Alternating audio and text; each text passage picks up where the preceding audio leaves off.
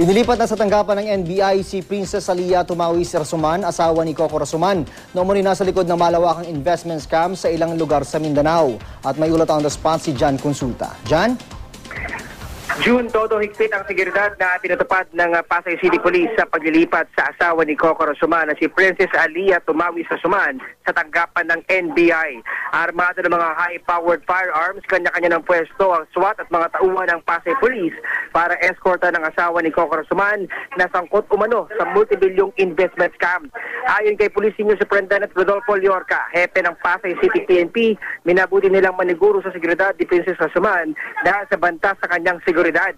Maya-maya lang, June, na ilumbas na itong si Princess Rasuman na may suot pang bulletproof vest at Kevlar helmet. Matapos ang ilang minutong biyahe ay narating na ng security convoy ng Pasay City Police ang NBI headquarters at agad itinurn over si Rasuman sa NBI. Matapos pirmahan ng ilang dokumento ay kinunan na ng fingerprints si Princess Rasuman at ipinasok sa loob ng NBI jail. Tiniyak ng NBI na walang special treatment na ibibigay kay Princess Rasuman at dodoblin din nila ang seguridad para sa kanya at sa asawa nitong si Coco na itinuturing ngayong high-profile detainees ng ahensya. Nangako naman June ng Pasay City Police na patuloy ang kanilang pagtugi sa ibang miyembro ng pamilya Rasuman na sangkot sa investment scam. At yan muna ang latest mula pa dito sa Maynila. Balik sa iyo, June. Maraming salamat, Jan Consulta.